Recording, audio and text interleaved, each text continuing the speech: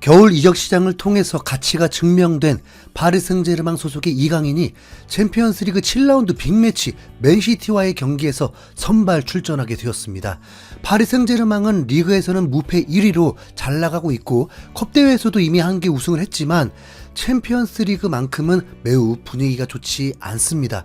플레이오프 4정권에도 들어가지 못한 26위 상황이었습니다. 그렇기 때문에 남은 두 경기를 모두 이겨야 플레이오프에 진입할 수 있게 되는 건데 하필 상대가 맨시티가 된 거죠.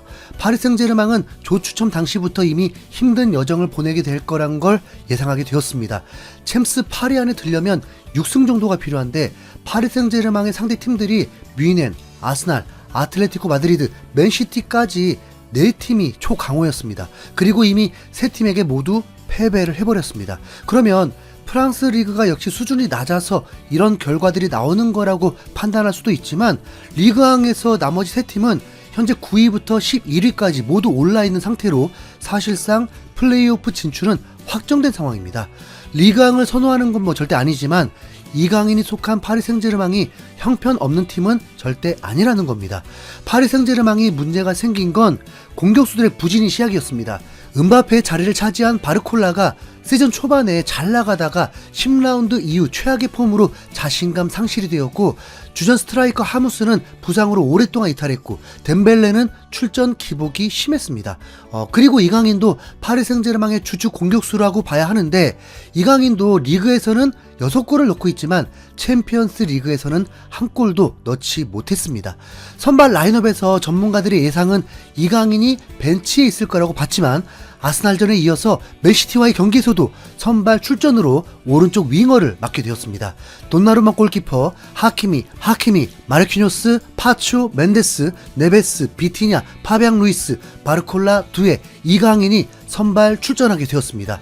파리 생제르맹을 상대하는 맨시티는 분명 이전 최강팀 면모의 스쿼드는 아닙니다.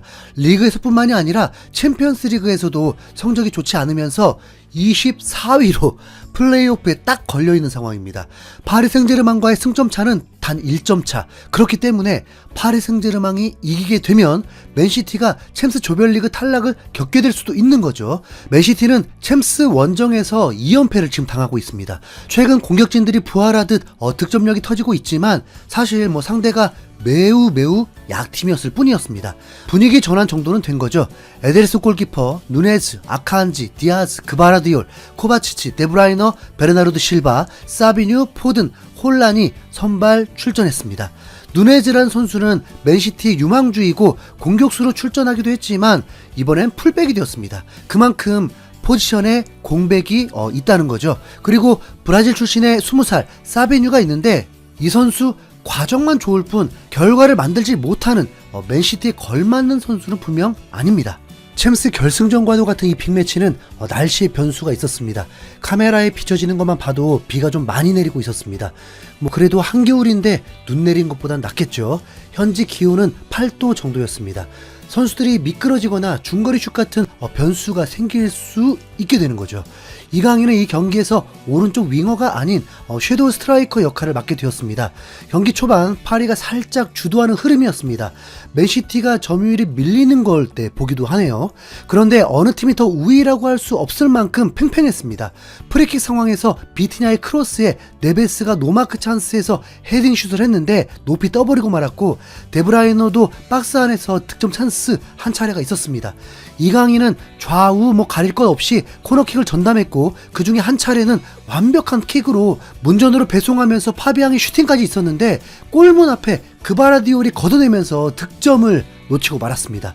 이강인은 중원까지 내려와서도 반대 전환 환상적인 크로스로 정확히 배달되면서 공격 가능하도록 도왔습니다. 봤니? 과르디올라? 이강인을 데려가라고. 맨시티에서 이강인과 비슷한 역할을 하는 선수가 베실바와 포든이 있는데 이 경기에서 이 둘은 보이지도 않았습니다.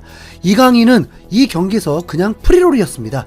공격 진영 좌우 중앙에 있고 미드필더로 내려와서 공격을 전개해주고 그냥 B클럽에 딱 어울리는 활약이었습니다. 개인 능력들은 파리가 더 좋아 보였습니다. 시간이 흐를수록 파리가 더 강도가 세졌습니다. 뛰는 양은 오히려 맨시티가 더 많았는데도 파리가 좀 더 우세하게 보였습니다. 그런데 중요한 건 골이죠. 40분까지 양 팀은 골이 나오지는 않고 있었습니다. 이강인이 포든과 붙어있고 이강인이 데브라이너와 붙어있고 맨시티 센터백에 둘러싸여 있는 그런 광경들을 보니까 아직도 참 신기합니다. 이강인은 양팀 공격수 중에 가장 높은 평점을 기록하고 있었습니다. 44분 이강인이 진짜 대박이었습니다. 스루 패스 한 방에 공격이 전개되면서 하킴의 골까지 이어졌습니다. 그런데 그거 딱 20초까지만 행복했습니다. 반자동 시스템에서 멘데스의 무릎이 맨시티 수비수 발보다 1cm 앞이 되면서 득점이 취소가 되었습니다. 진짜 아쉽더라고요. 네. 전반전은 추가 시간도 없이 매우 깔끔하게 종료되면서 B클럽의 클래스를 제대로 보여줬습니다. 전반전은 파리 생제르맹이 58%의 점유율로 더 높았고 슈팅은 8개, 유효슈팅은 2개, 반면에 맨시티는 슈팅이 4개 뿐이었지만 3개가 모두 위협적이었습니다. 거기다 맨시티는 무려 63km를 뛰었습니다. 전반전은 분명 파리가 더 좋았다고 봐야죠. 후반전에 단 한 골이면 될 것 같은데 전반에 이강인의 활약이 돋보였는데도 후반에 이강인을 교체를 해버렸습니다. 먼저 덴벨레가 보이긴 했는데 솔직히 두에와 교체가 될지 알았어요. 그런데 대기실에서 두에 미드필더들 바르콜라 다 그대로 있으면서 이강인만 보이지 않으면서 알 수 있었습니다. 물론 3일 뒤에 또 경기가 있다 보니까 선수들 교체는 자연스러운 일인데 이 중요한 경기에서 활약이 돋보인 이강인을 빼버릴 줄은 정말 상상도 못했습니다. 순간 기분은 그냥 진짜 패배버리라 하는 마음이었지만 그래도 이강인이 속한 팀이 플레이오프 16강 이상을 가는 걸 바라다 보니까 참 마음 복잡했습니다. 급기야 후반전 4분 만에 파리 생제르맹은 실점을 하고 맙니다. 어쩌면 하키미도 어이없어서 다리가 풀렸는지 오른쪽이 뚫리면서 세컨볼이 흘러서 교체 투입된 그릴리시가 대포할 슈팅으로 1대0으로 앞서가게 되었습니다. 거기서 끝이 아닙니다. 또 3분 만에 파리 생제르맹은 실점을 하게 됩니다. 중원이 뚫렸고 그릴리시의 패스가 투쿠션이 나오면서 혼란이 추가 득점에 성공하게 됩니다. 2대0. 이 경기 진짜 패배하면 파리는 챔스 조별리그 탈락이 사실상 확정입니다. 이걸 어떻게 뒤집어요? 네. 이강인도 이번 챔스가 이대로 끝나길 원하진 않겠죠. 덴벨레와 이강인 교체가 문제라고 보진 않습니다. 그런 선택을 충분히 할 수 있죠. 덴벨레의 스피드는 월클 수준이니까요. 팀에서도 에이스 선수입니다. 파리 생제르맹의 빠른 침투가 필요했을 수 있습니다. 중계진은 엔리케 감독이 처음부터 이 작전을 염두했던 것 같다고 했습니다. 싱거워졌지만 파리의 선전을 응원하는데 파리 생제르맹이 10분 사이에 2골을 쏟아부으면서 동점을 만들었습니다. 먼저 겁나 빠른 역습으로 바르콜라와 덴벨레 합작으로 추격골이 나왔고 이어서 두의 크로스바를 맞추는 슈팅에 바르콜라가 떼굴떼굴 밀어넣으면서 동점까지 성공해 버립니다. 솔직히 예상 바뀌긴 했죠. 이런 상황이 일어난 건 맨시티의 에너지가 떨어져 버렸기 때문입니다. 전반에도 더 많이 뛰었는데 미드필더들이 파리보다 노쇠화되어 있거든요.